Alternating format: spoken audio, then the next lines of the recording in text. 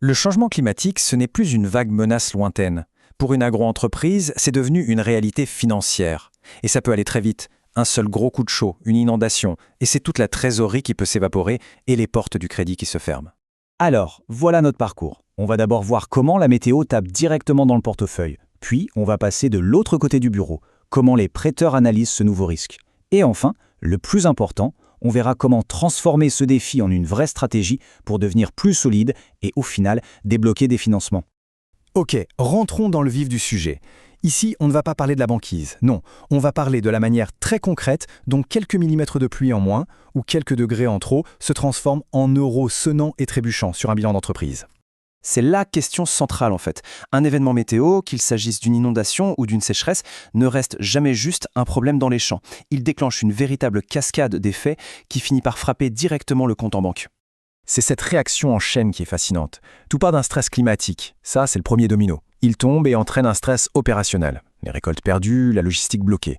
Et ce deuxième domino, en tombant, provoque inévitablement le troisième, le stress financier. C'est ce mécanisme qu'on va décortiquer. Bon alors, comment est-ce qu'on passe de la terre craquelée par le soleil au relevé de compte dans le rouge? On va suivre ce chemin, pas à pas, pour bien comprendre l'impact. Sur le terrain, concrètement, ça donne quoi? Des rendements qui jouent au yo-yo, des infrastructures clés, l'irrigation, les routes, les entrepôts, qui sont abîmés. Ça peut aussi être des produits de moins bonne qualité, plus difficiles à vendre. En bref, la planification de la production devient un véritable casse-tête. Et bien sûr, chacun de ces problèmes opérationnels a sa traduction financière immédiate. Les commandes non honorées, c'est des ventes qui s'effondrent. Les réparations, des coûts qui explosent. Forcément, la rentabilité chute, la trésorerie s'assèche et la confiance des investisseurs, elle, peut disparaître en une seule mauvaise saison. Et il faut bien comprendre une chose, il ne faut pas des années de mauvais temps. Non, un seul événement majeur, une seule saison de pluie diluvienne peut suffire à mettre une entreprise en difficulté pour très longtemps. Prenons un exemple bien réel. Une exploitation de tomates. Étape 1, des pluies torrentielles totalement inhabituelles. Étape 2, l'impact sur le terrain. Entre 40 et 70% de la récolte est perdue, tout est en retard. Et étape 3, le coup de grâce financier. Non seulement les revenus attendus s'envolent, mais en plus, des coûts d'urgence apparaissent pour essayer de sauver les meubles. C'est la double peine. Allez, on change de casquette. Mettons-nous à la place des banques et des investisseurs. Comment est-ce qu'ils voient ces risques? Parce qu'à la fin, c'est leur analyse qui détermine si le robinet du crédit reste ouvert ou s'il se ferme brutalement. Le mot-clé ici, c'est solvabilité. En gros, c'est la confiance qu'un prêteur accorde à une entreprise sur sa capacité à rembourser. Et le stress climatique vient aujourd'hui fragiliser directement cette confiance. L'essentiel à comprendre, c'est que les financeurs ne regardent plus seulement les bilans passés. Ils ont une nouvelle grille de lecture du risque. Ils se posent 4 questions. 1. Les revenus sont-ils trop dépendants de la météo? 2. Est-ce que les coûts risquent d'exploser? 3. Est-ce que les actifs, les terres, sont dans une zone à risque? Et enfin, la question qui prime sur toutes les autres, quelle est la capacité de l'entreprise à encaisser un choc et à rebondir? Et là, c'est l'illustration parfaite de la conséquence de tout ça. D'un côté, l'agriculteur A, très exposé, qui n'a rien anticipé. Résultat, son prêt est refusé, ou alors à un taux prohibitif. De l'autre, l'agriculteur B, qui a investi pour réduire son risque. Il est vu comme plus fiable et il obtient son financement à de bien meilleures conditions. Gérer son risque climatique, c'est donc directement négocier ses futures conditions de crédit.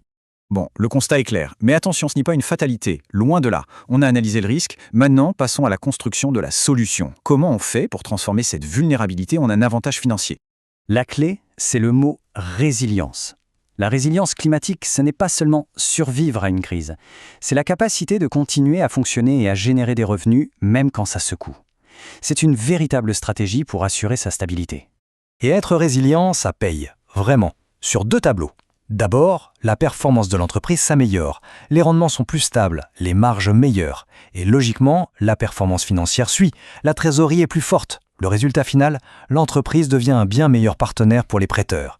On parle de conditions de prêt plus souples, de taux plus bas, bref, une relation de confiance. Regardons un exemple concret au Kenya. Des agriculteurs faisaient face à des sécheresses à répétition. Plutôt que de subir, ils ont investi dans des systèmes d'irrigation goutte à goutte alimentés par de petits panneaux solaires. L'impact a été immédiat. Leur production est devenue stable, leurs revenus plus prévisibles et devinez quoi, leur profil de crédit s'est spectaculairement amélioré. Et cette idée de résilience, elle nous amène tout droit à la notion de financement climato-intelligent. En gros, il y a des pratiques qui ne sont pas seulement bonnes pour la planète, mais qui rendent une entreprise bien plus attractive pour les banques. On parle ici d'agriculture climato-intelligente, ou ACI. C'est tout simplement un ensemble de pratiques qui ont un triple objectif: réduire les risques liés au climat, protéger les revenus et utiliser les ressources, l'eau, les sols, de manière plus durable. Et ce qui est fondamental, c'est de comprendre comment un financier perçoit ça. Pour lui, une entreprise qui adopte l'ACI, ce n'est pas juste une entreprise verte. C'est avant tout une entreprise bien gérée, qui planifie sur le long terme et qui protège ses actifs. Pour un banquier, le raisonnement est simple. C'est une entreprise où son argent est plus en sécurité. Au final, le gain est très concret, il se voit sur le relevé de compte.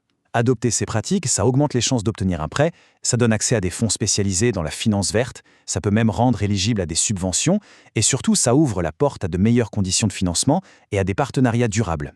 On va donc terminer sur une question que toute agro-entreprise devrait se poser aujourd'hui.